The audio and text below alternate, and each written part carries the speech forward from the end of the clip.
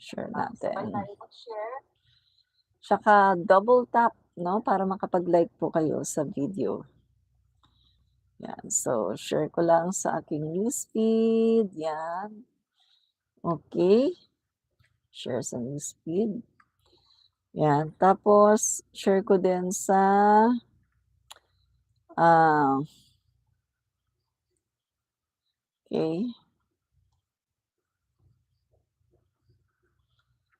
Okay.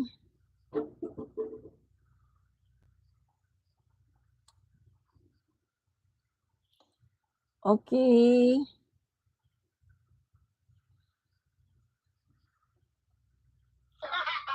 Okay.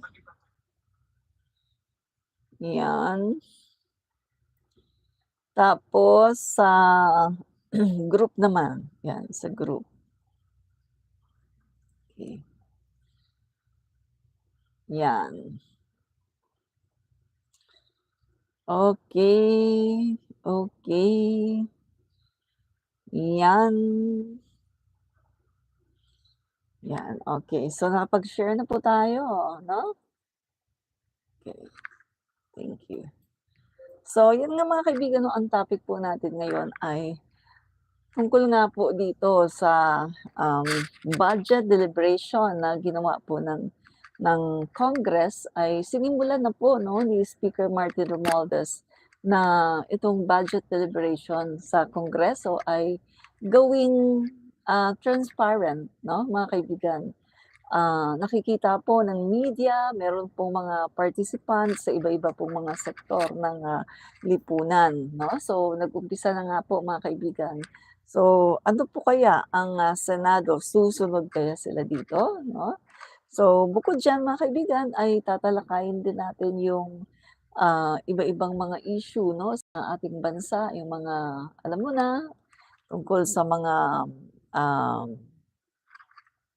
alam niyo na kung sino siguro yun mga kaibigan 'no, yung walang ginawa kundi abroad nag-abroad pagkatapos naninira at yung kanyang mga, ah, kapatid 'no na naninira din sa gobyerno, eh, wala na yung tatay, eh, 'no na number one na naninira sa ating pangulo at sa gobyerno. So ngayon, sila-sila na lang na mga magkakapatid at yung kanilang mga vloggers and influencer na naninira sa ating pangulo at sa gobyerno 'no. So, at least nabawasan sila mga kaibigan 'no, yung tatay nandun na sa dahig at hindi na makapagsalita. Kasi kung titingnan natin wala namang ano, eh, wala namang magandang lumalabas sa kanyang, bibig nung siya ay andito pa sa Pilipinas, kundi puro lang pagbatikos sa ating pangulo at paninira sa gobyerno, So, yan po mga kaibigan 'no at, kanina pala guys ay, umalis kami at, nagpunta kami sa, Caloocan at, pumunta na rin kami sa Pasig 'no, sa Esplanade at dinalaw nga namin yung Esplanade at napakaganda na, napakadami na pala 'no, napakalawak na ng nagawa ng ating First Lady dito po sa, Esplanade. Napakagandang proyekto nito. Sabi ko nga kanina sa aking kasama 'no, kay Prince AJ, naku AJ, mukhang sa tingin ko ang dami ditong DDS 'no, napakaraming DDS na namamasyal doon sa Pasig Esplanade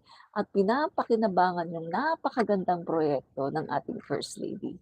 Sabagay, okey lang naman dahil Pilipino naman sila, kaso nga lang kung titingnan natin sila yung madalas na magreklamo, madalas ng manira sa ating First Lady, sa ating pangulo, sa gobyerno, pero sila pa yung nangunguna sa pamamasyal sa Esplanade, oo. Bakit ko alam na marami doong ano, mga DDS, oh. Kasi mga kaibigan, may na siyempre taga Mindanao ako, alam ko naman yung salita namin 'di ba, yung salita namin na Bisaya, alam ko at may mga naririnig ako, mga nagsasalita ng mga Bisaya at mga kaibigan, mga punto ng mga taga Davao at mismo, mga kaibigan, may naririnig ako na binabanggit ang kanilang lugar 'no, Davao. So, sabi ko nga sa kasama ko, "Ang daming DDS dito, namamasyal." Oh, 'di ba? Oh, mga DDS diyan, magpasalamat naman kayo sa ating First Lady Lisa Araneta Marcos, 'di ba? Oh, walang bayad 'yan.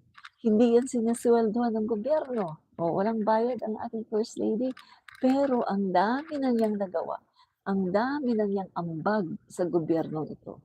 Samantalang yung Vice Presidente, ano yun, patuloy na naglalakwat siya, nag-wo-world tour para manira sa ating gobyerno at para mangampanya ng napakaaga, 'di ba? So mga kaibigan 'no, dito na tayo, umpisahan na natin ang ating topic 'no. So eto na nga po guys, 'yan. So eto na nga po mga kaibigan, eto 'no, 'yan, 'yan. So, si Speaker Martin Romualdez, inumpisahan na nga po yung transparency sa budget, mga kaibigan, 'no? So, eto kaya mga kaibigan ay ano ano kaya ang gagawin naman ng Senado?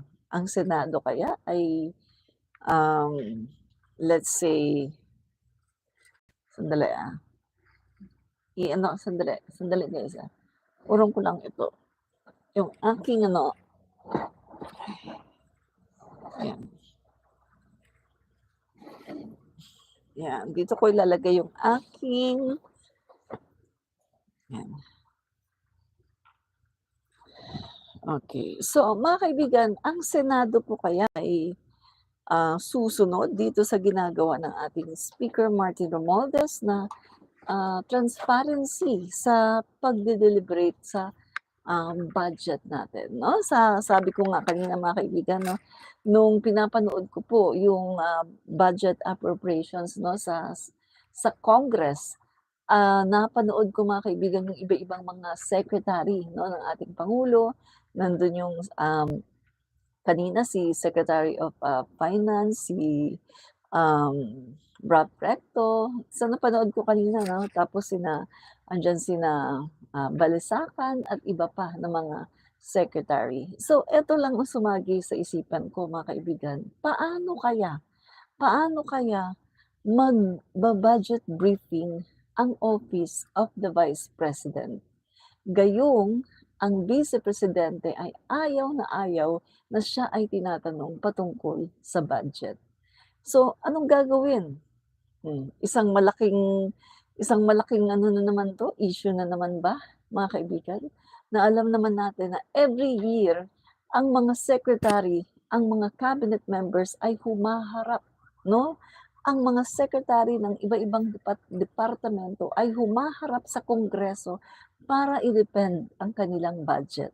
Paano gagawin 'yan ng Vice Presidente Sara Duterte kung siya mismo ay ayaw niyang humarap sa Congress para idepensa or para humingi ng budget?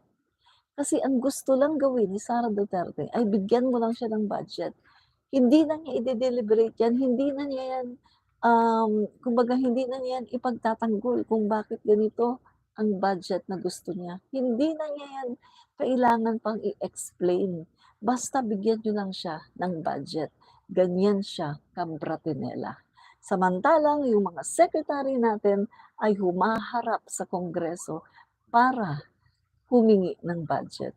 So, pagdating po kay Vice Presidente Sara Duterte, itong iniisip ko ngayon, ano na naman kaya ang sasabihin niya na hindi siya haharap sa Kongreso? Ano na naman, dahil sasabihin na naman niya pinopolitika siya? My God! Alam naman siguro niya 'no, bilang Vice Presidente, alam naman niya siguro na ang Kongreso ang may tinatawag na the power of the purse.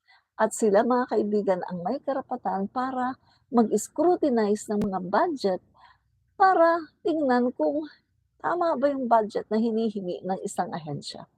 So mga kaibigan, eto na naman tayo, patungkol na naman sa budget. Eto na naman mga kaibigan, sa tingin niyo ba pupunta si Vice Presidente Sara Duterte sa Kongreso para i-defend ang kanyang budget?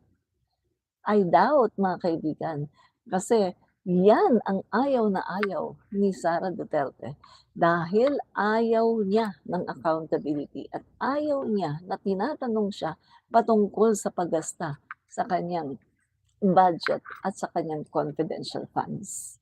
Mga kaibigan, kung nare-recall ninyo 'no, yung mga nakakaraang taon tungkol doon sa kaniyang mga budget, sa confidential funds. Ano yung kaniyang ini-insist na nandun daw siya para, ah, para sa kanilang budget deliberation, budget hearing 2025. So, bakit daw tinatanong sa kanya yung confidential funds na nangyari pa noong 2022?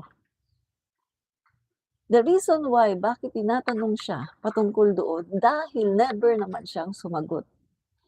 At tama lang para sa mga kongresista na busisiin at tanungin siya patungkol sa kanyang, confidential funds dahil nung 2022 pa lang, nung 2023, 2024 hindi niya sinasagot ang mga tanong patungkol sa kanyang confidential funds.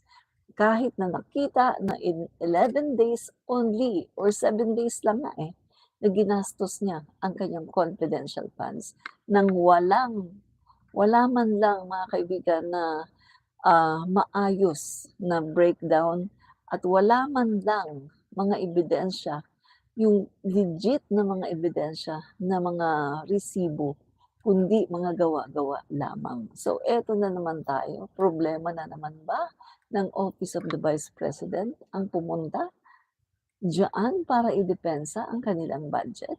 So gusto na naman ba ngayon ng Vice Presidente na bigyan niyo lang sila ng budget at huwag niyo nang i-scrutinize.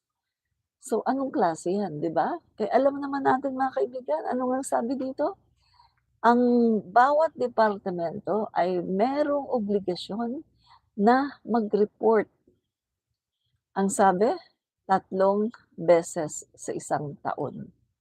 Kailangang mag-report ng 3 beses sa isang taon o every 3 months ba 'yun, 'no? May sinasabi si ano, yung, COA commissioner, every every 3 months yata ano? Or nakalimutan ko mga kaibigan yung eksakto 'no. Pero eto po yung sinasabi ng COA commissioner no'n, Heidi Mendoza, na kailangan daw mag-report ng bawat departamento 3 times mga kaibigan sa loob ng isang taon. 3 beses sa loob ng isang taon kailangang bumalik ang mga departamento sa Kongreso at mag-report kung paano nila ginastos yung budget na binigay sa kanila ng Kongreso. Dahil karapatan po 'yan. Ang Kongreso ang nagbigay sa kanila ng budget, sila ang merong tinatawag na the power of the purse at sila din po ang may karapatan para mag-scrutinize, para tingnan nila at alamin kung yung budget na binigay nila ay nagamit ng tama or ito ay winaldas lang, 'no? So 'yan po mga kaibigan ang katotohanan. So ano na naman ba, problema na naman ba natin ngayon ang paghingi ng budget ng Office of the Vice President? Mga kung ano-ano na naman ba ang sasabihin na siya ay pinopolitika? Tanong lang natin 'yan mga kaibigan 'no, tanong po natin 'yan. At patungkol naman sabi ni Jonel Adaw, yung flood control niyo bilyon-bilyon. Oh, okey 'no, dahil sa nabanggit mo ang flood control, o sige pagbibigyan kita sa flood control na 'yan 'no. Tutal nabanggit mo na, 'no. So, okey. So ano muna tayo ha, bago natin ipagpatuloy 'yan. Eto muna, flood control. Gusto ko lang siyang pahiyain 'no, gusto ko lang siyang mapahiya at masampal ng katotohanan 'no. So